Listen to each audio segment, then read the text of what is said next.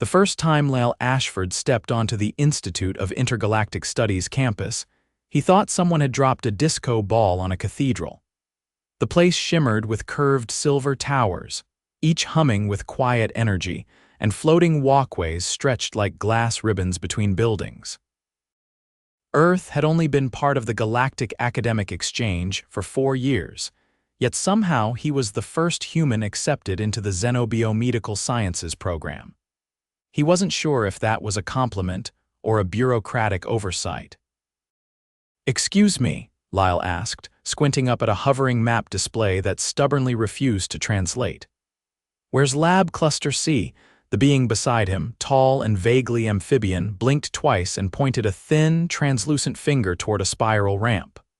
"Third ring, past the nutrient garden. Follow the scent of sterilization."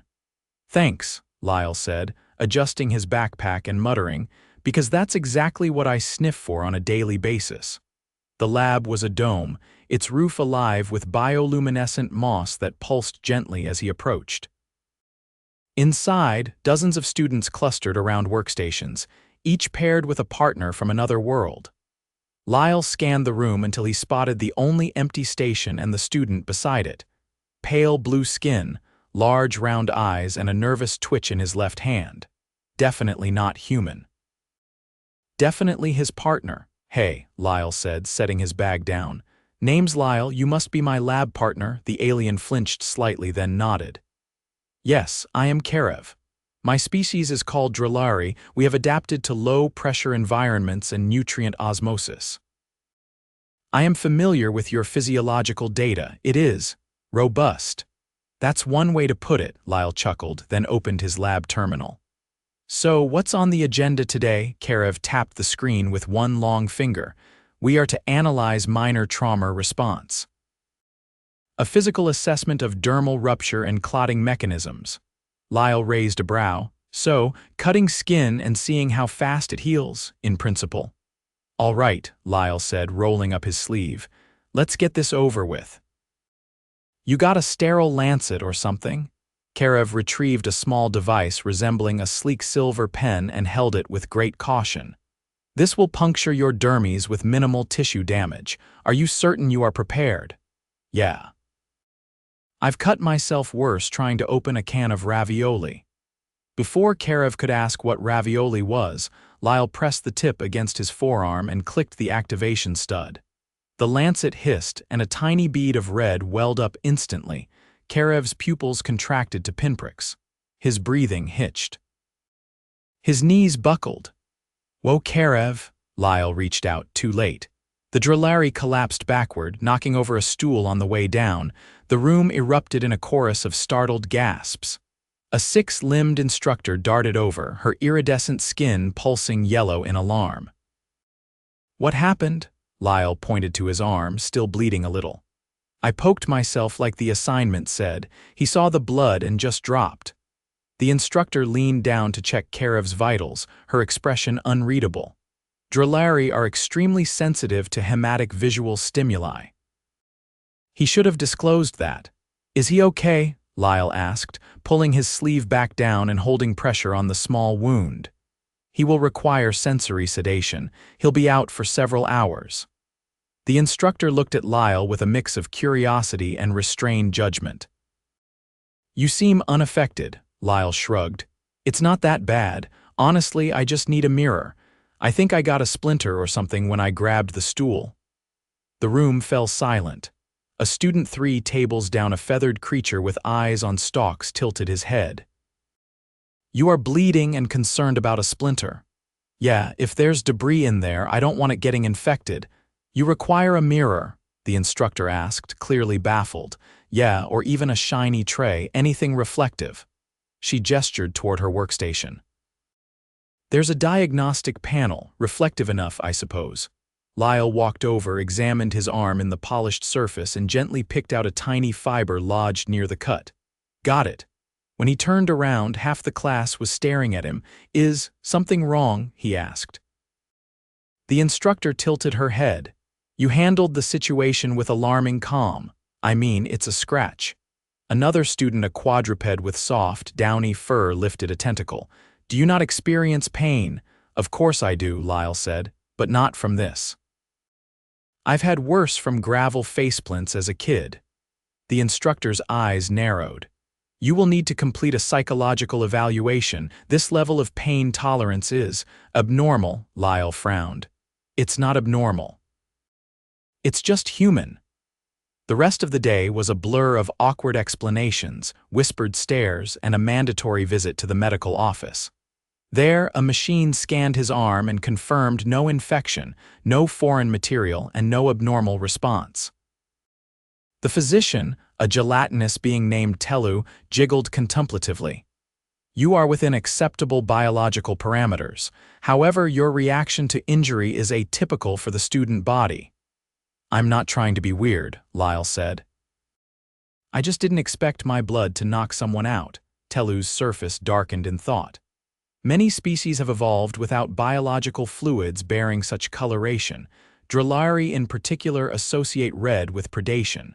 Exposure can trigger vasovagal collapse. Great, Lyle muttered. I accidentally traumatized my lab partner. You did follow protocol. He did not disclose his sensitivity. Still, I feel bad. You should rest. Your vitals are stable, but rest wasn't on the agenda.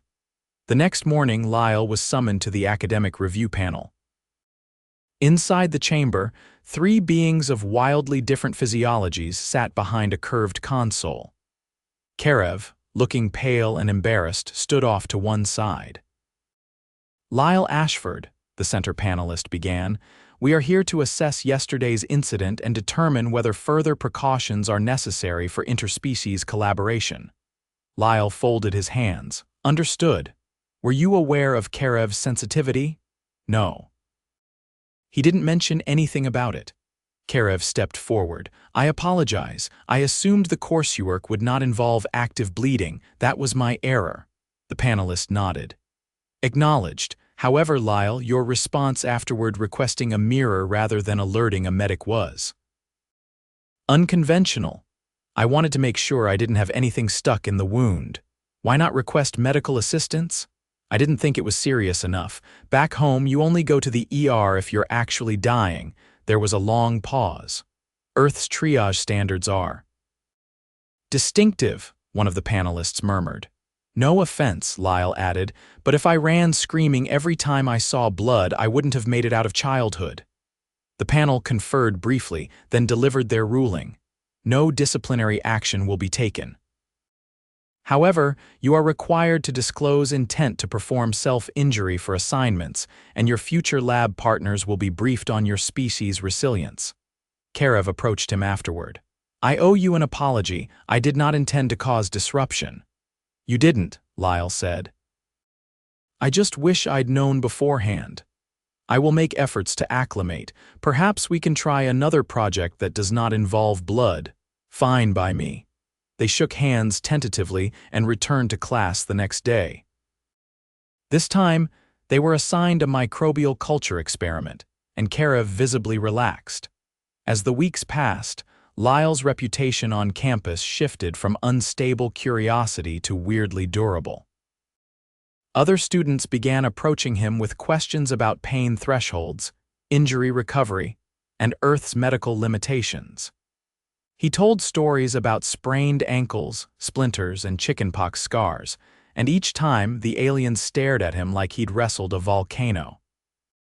One afternoon, while walking back from the arboretum with a tray of leaf samples, Lyle tripped over a root and hit the ground hard. His knee bent sideways and pain lanced through his leg. Ah crap, okay, that's not good, he hissed. A nearby student rushed over. Do you require emergency transport? Maybe. Can you help me sit up?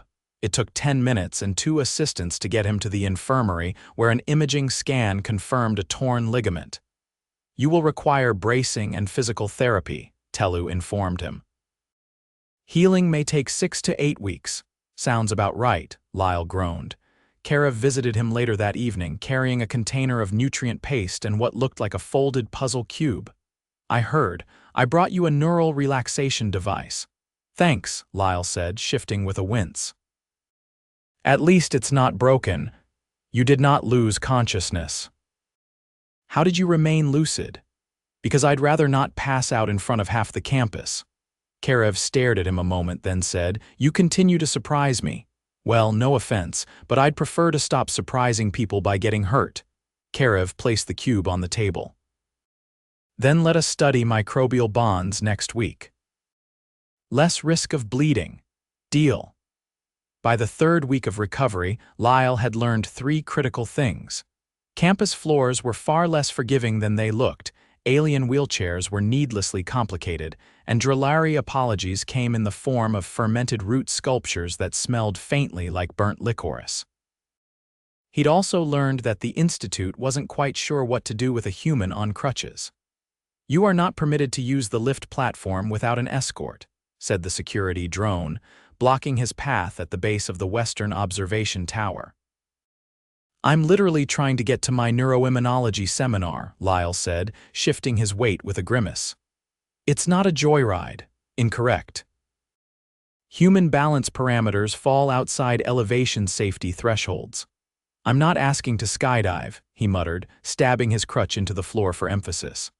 Look, just call Dr. Moru, she'll vouch for me. The drone's central lens pulsed, then retracted. Verification received. Proceed cautiously.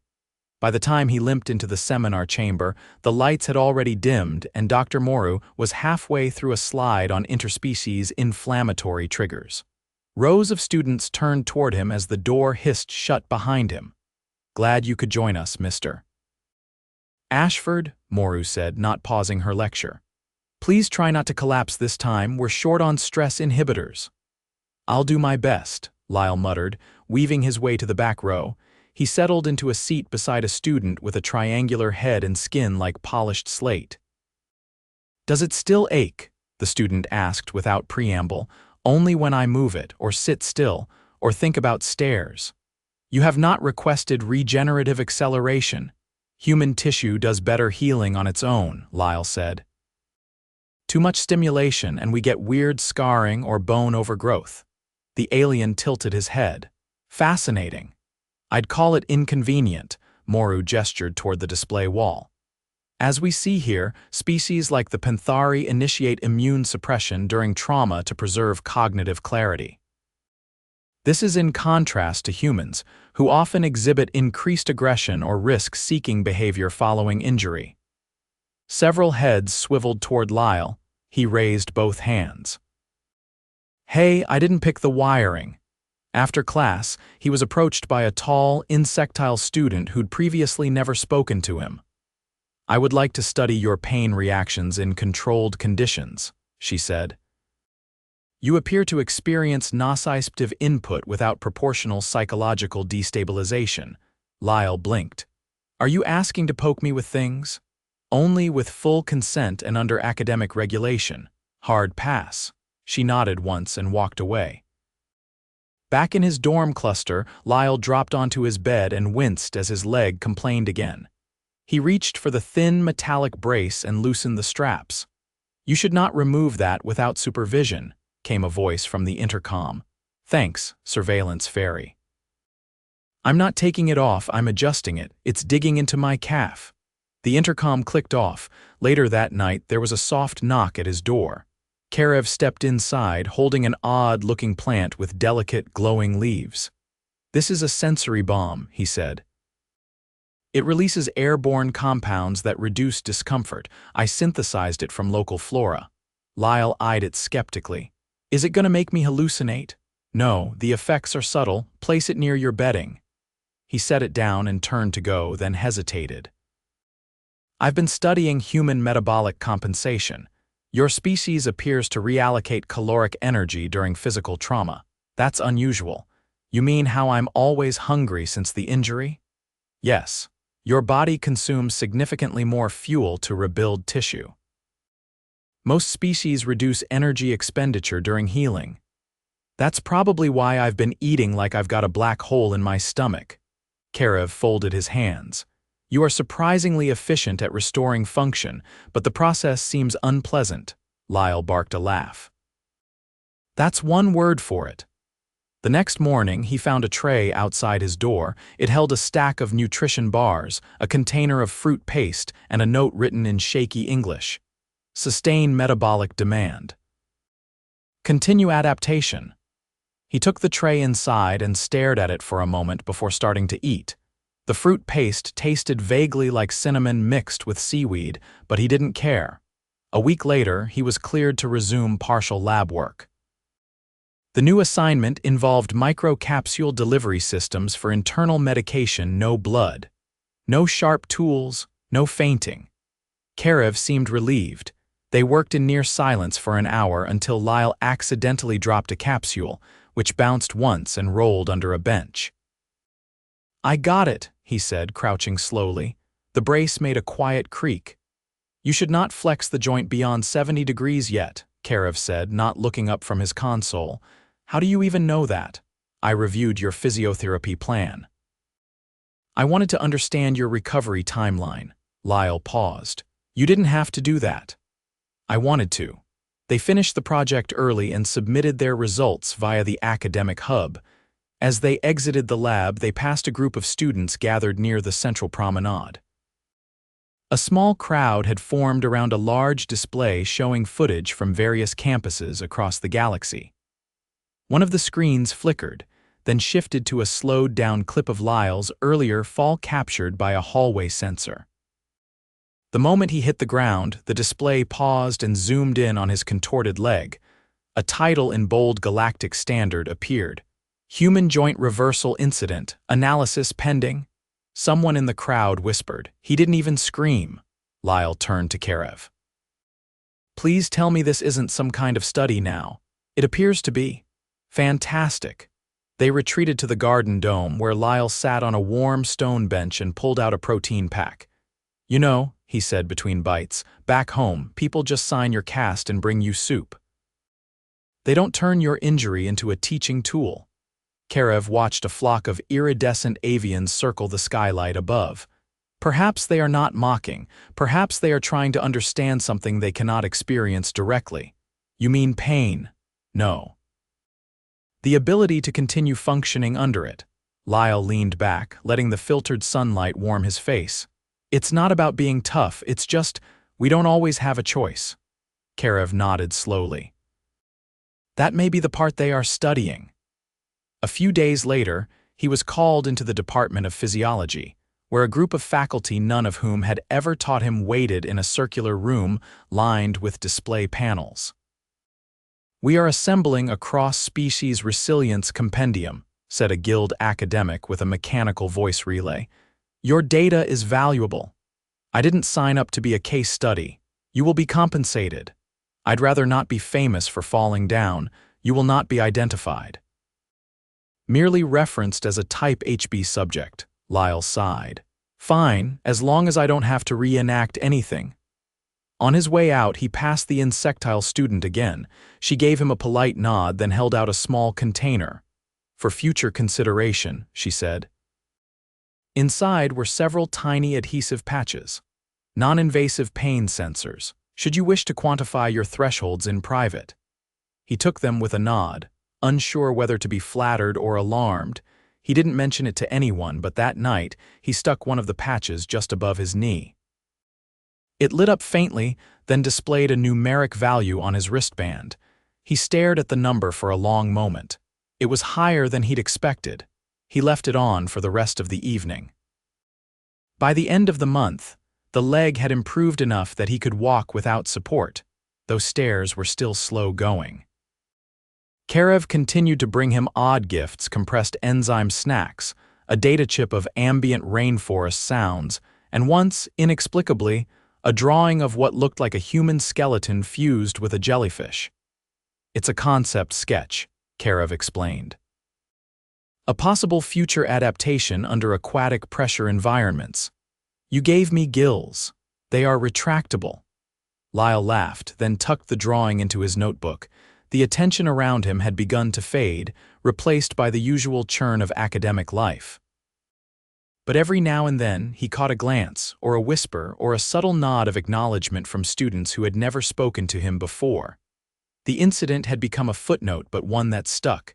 And though he never said it out loud, part of him was glad, not for the pain, not for the limp, but for the way it shifted the air around him, as if, for the first time, the rest of the galaxy had finally figured out that humans didn't just survive. They adapted, one awkward fall at a time. The hydroponics wing smelled like lemon peels and warm algae. Lyle rested his forearms on the edge of a planting trough, watching Kerev use a delicate scooping tool to transfer bioluminescent moss into a containment dish. Neither of them spoke for a while. The moss pulsed gently between Kerev's fingers, releasing a faint green glow that cast elongated shadows across the rows of artificial soil. "You're a lot quieter than usual," Lyle said, finally breaking the silence. Kerev didn't look up. "I am concentrating. These root threads are extremely brittle. If I damage them, they may not survive the nutrient transition phase." "You could have just said you didn't want to talk." "I do want to talk." Lyle leaned back, brushing a bit of moss dust from his sleeve. "Then say something." "I've been reviewing human emotional processing models." Lyle blinked. "That's one way to open a conversation. I found discrepancies between your species' behavioral outputs and physiological indicators. You often appear emotionally stable while exhibiting stress markers consistent with internal conflict." "You mean we look calm when we're not?" Kerev nodded. "Yes, it's unsettling. We call that keeping it together." "You are very good at it." Lyle exhaled through his nose. "Sometimes too good." He reached into his pocket and pulled out a small adhesive patch, the pain sensor. He peeled it free and examined the faint residue it left on his skin. The numbers it had displayed the night before had been higher than usual. He hadn't told anyone. Kerev set down his tool and turned to face him. "You have not reported for a follow-up scan this cycle. I know, I didn't feel like explaining that I'm still sore. You are not expected to be fully recovered." "Yeah, but walking weird makes people stare, again. They stared before." "It did not stop you then." Lyle looked at the moss dish. "That was different." "How?" They were curious. "Now it feels like they're waiting for the next thing to break." Kerev tilted his head, considering him. "You perceive judgment where there is analysis. I perceive both." They moved to the next station, where a cluster of violet stalks twisted toward the light panels overhead. Lyle adjusted the irrigation nozzle while Kerev replaced a potassium cartridge. "I also read that human pain is influenced by memory," Kerev said. "Yeah, sometimes you remember an injury more than you feel it." "Does that mean you still feel the fall?" Lyle hesitated. "Not physically, but I remember the sound, the way the joint popped out of place." "That sticks." Kerev nodded slowly. "I did not understand that part until now." They finished the planting cycle and stepped into the decontamination mist, which smelled faintly like mint and static electricity. Lyle rubbed his hands down his arms, drying the condensation with short, practiced motions. "Want to grab food?" he asked as they exited the dome. "I am not currently hungry." "You don't have to eat. You can just sit there and watch me finish an entire tray of protein noodles." Kerev considered. "Very well, I will observe."